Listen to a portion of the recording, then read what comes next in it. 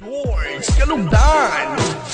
Once upon a time in the Philippines, Davao City, Mindanao, there is a beauty queen. Nagtitiktok lang sa gilid, ang galing niya sumayaw. Lahat ng mga tambay audience sumisigaw.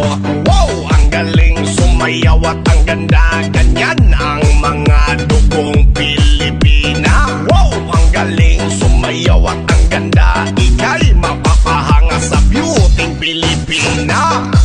Yes man!